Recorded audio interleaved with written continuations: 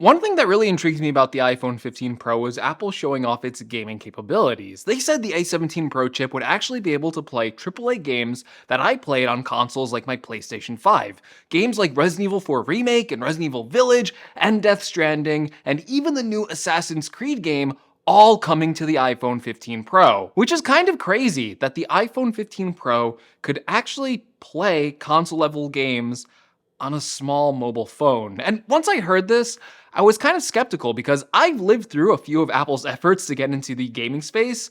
And no, I'm not talking about mobile games like Candy Crush, but actual games, for lack of a better term, gamers would want to play. And up until this point, all of those efforts have pretty much been failures.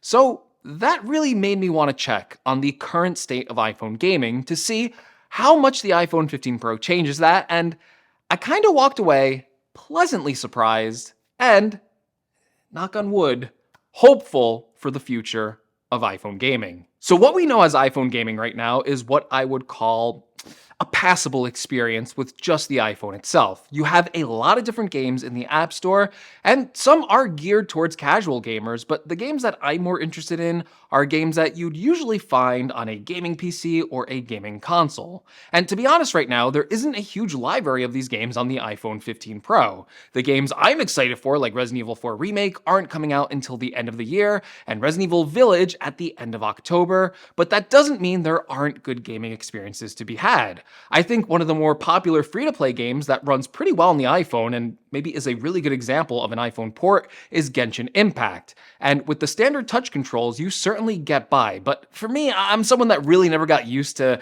having touch controls for gaming. Sure, on casual games, they work fine, but for a game that you're meant to play for hours and hours, the touchscreen controls are often too imprecise and not ergonomic enough for long gaming sessions, and I still just cannot get used to them. I need precision. Recently, Apple has done a lot here by natively allowing you to support third-party controllers like a PS5 controller and allowing your iPhone to Bluetooth pair to that controller for a better gaming experience. It actually works really well on the iPhone, but one thing I was really curious to see now that the iPhone 15 Pro has a USB-C port is, can I just plug in the controller to the USB-C port on the iPhone 15 Pro and forego the pairing if I wanted to? And yeah, it works like a charm. You could just plug in the controller into your iPhone. You don't even have to pair it anymore. But there's an obvious problem with both of these gaming setups, whether you're pairing the controller or connecting it physically, and that is, despite having a comfortable control input, the method of playing games like this is still pretty awkward, especially if you don't have a stand for your iPhone, which is why there's actually a few accessories that can really transform the iPhone gaming experience from passable to actually enjoyable. My favorite right now is this third-party controller accessory from Backbone, which does have a USB-C port, and you can just slide your iPhone into this and connect it to the USB-C port, and then it transforms your iPhone into a mobile gaming console just like the Nintendo Switch. I even got mine with the PlayStation buttons because I primarily play games on my PS5, and yeah, it even has things like a headphone jack and an extra USB-C port, so you can charge your iPhone all without taking it out of the controller. And thankfully, a lot of games on iOS can take advantage of controllers and controller accessories like this, and suddenly, I went from begrudgingly playing games on my iPhone to actually enjoying them, and the experience felt pretty similar to what I would get on something like a Nintendo Switch. Another game I tried out was Asphalt 8, which is a pretty fun racing game, where again, this game benefited immensely from having a dedicated controller. It's also a pretty visually pleasing game on the iPhone 15 Pro, but still not anything that you would really be impressed by if you're coming from a next-gen console gaming experience. I think the most fun I had with any game on the iPhone 15 Pro Max was Call of Duty Mobile. I've played most of the Call of Duty games up until recently because honestly, it just felt like the same game over and over, and admittedly, I got bored. So I took a pretty big break from Call of Duty, but coming onto COD Mobile on the iPhone actually felt very familiar, and I picked it up fairly quickly. The experience impressed me a lot. The game looked good running on the iPhone, and it really did feel like I was playing the classic Call of Duty games I used to spend hours and days on when I was younger. However, this kind of got me to my next part of the iPhone gaming experience, because one of the things I really enjoy about the Nintendo Switch is that it is a portable gaming console, but then you can also dock it to your TV and then get a big screen home console experience as well.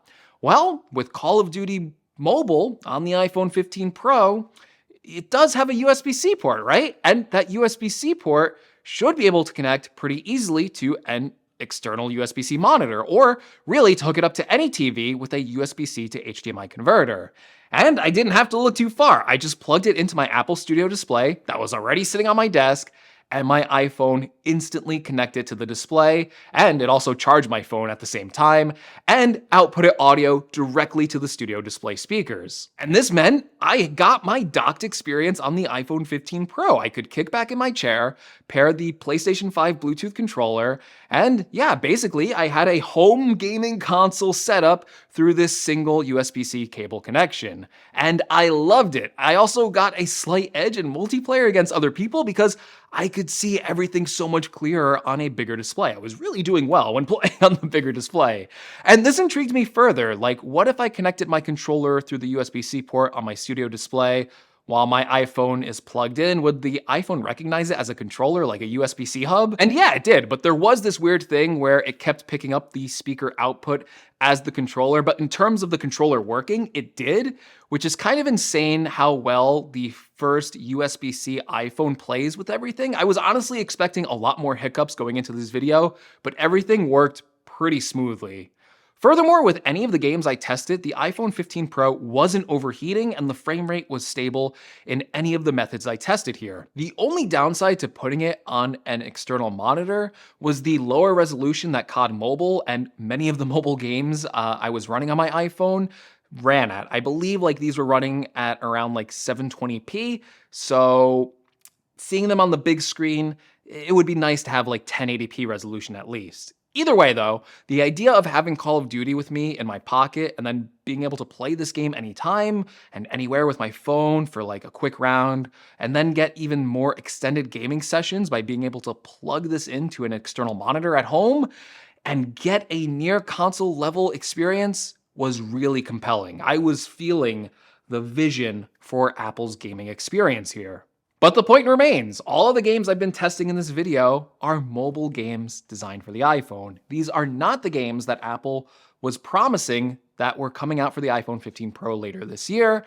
And again, these games are not out as I'm making this video. And I was really hungry to try that experience. I really want to know what it would be like to play these games on my iPhone. But then it dawned on me, my PlayStation 5 can remote play to the iPhone itself. And I can take full advantage of these controllers and setups I was using to play these games, so I could kind of cheat here. So why wait and try Resident Evil 4 on the iPhone when I can test out that experience right now? Now, yes, you do need to own something like a PlayStation 5 or an Xbox Series X or subscribe to a gaming streaming service, but this experience worked shockingly well. Personally, I have my PS5 hardwired to Ethernet, and the latency between my PS5 and the iPhone was low, whether I was in the same room with it or even miles away at my studio playing my PS5 at my house. Now, certain games did work better. For a semi-shooter like Resident Evil 4, even though the latency was low, I could notice it and it did make aiming and my reaction times a little less precise than if I was playing this game natively on my PS5. But other games like Final Fantasy XVI, which is an action role-playing game, did not need precise controls, and on this game I had a very hard time discerning the input lag between my iPhone and the PlayStation 5. The games also looked really high quality because they are running on a PS5 and not utilizing the hardware on the iPhone 15 Pro. Obviously the PS5 is going to be more graphically powerful than what even the iPhone 15 Pro's A17 Pro chip is capable of. And with a fast internet connection, you can get very high quality streams that look really good on the 15 Pro's display.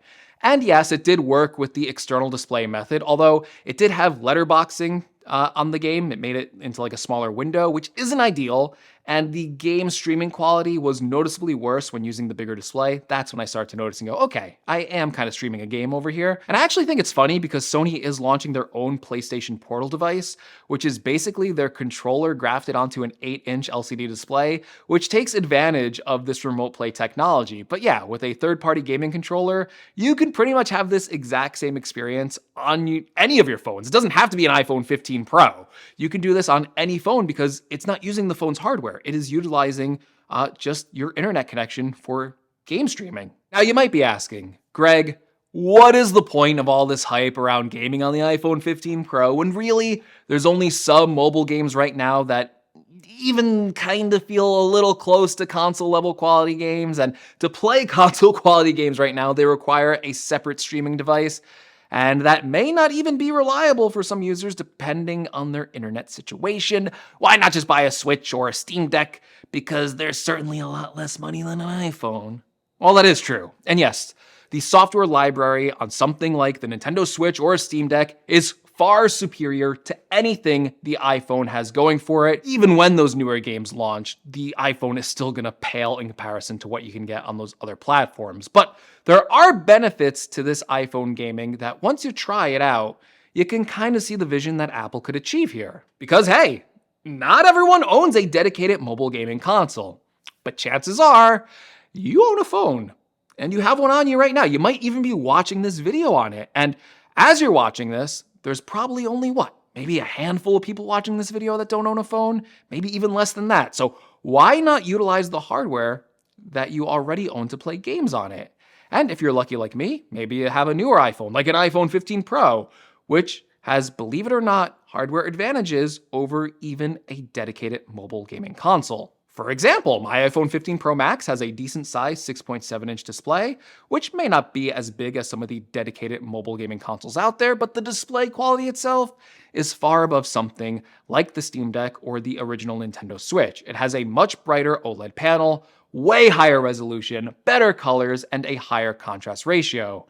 These displays are very good, and even when mobile games aren't running at insane specs on the iPhone 15 Pro, they still do look very good, partly because of that excellent display. And yes, there are downsides, right? Some people won't want to tie up their iPhone to a gaming console when it's such an important tool in our lives. And I can understand not wanting to waste your battery life playing games when you need your phone to stay in contact with people, browse the internet, get map directions home, take photos, everything, right? We use our phones for so much. Now we're adding another task onto it, and to make it worse, it's a very battery-intensive task. And even putting all that aside, there's just the current state of gaming on the iPhone right now. Apple has made a lot of strides here now with the new iPhone 15 Pro, especially with the switch over to USB-C, which makes connecting peripherals and external displays less of a hassle than they were in the past. The iPhone 15 Pro really is Apple's most competent gaming phone yet, and if Apple's claims are true that the A17 Pro chip can really handle some of those more resource-demanding games, well, then this iPhone is already more powerful than the Nintendo Switch, which means starting now, Apple can get developers on board to have their games run on the iPhone. And if games are already being optimized for the iPhone, then developers can also bring those games easily to Apple's other platforms, like the iPad and the Mac. Suddenly, Apple has an entire gaming ecosystem running on a unified architecture where a developer would be able to put their games on all three platforms. And for us, the users, that could be a very compelling platform to play these games on. If you could save and sync your progress between all of your devices, it means you could start the game on your Mac, and when you're leaving the house, you could play it on your iPhone or your iPad, all running natively without using a streaming service. And after trying out this iPhone gaming lifestyle, I am convinced this is something I want, but it's going to take a lot of work on Apple's end to make this a reality because they need to work with game developers to help bring their games over to Apple's platforms. And that, quite frankly, is going to require a lot of time and effort on Apple's end, and also a lot of money. It will take years and years of work, and it won't be an overnight switch just because the iPhone 15 Pro got a GPU boost, but I believe Apple is capable of this, and with a few game studio purchases, they could be one of the most prominent names in gaming. But it still remains to be seen how dedicated Apple's gaming strategy is, and if the future of iPhone gaming will ever take off for hardcore gamers. Alright, but let me know what you think of the current state of iPhone gaming, and do you think that the iPhone will one day become a viable gaming platform? Also, if you want to find any of the accessories I used in this video, I will leave links in the description, and if you like this video, make sure you drop a like. If you want to see more, make sure you get subscribed, and also let me know, should I do a follow-up video when some of these console-level games launch on the iPhone later this year? And as always, thank you so much for watching, and I'll see you in the next one.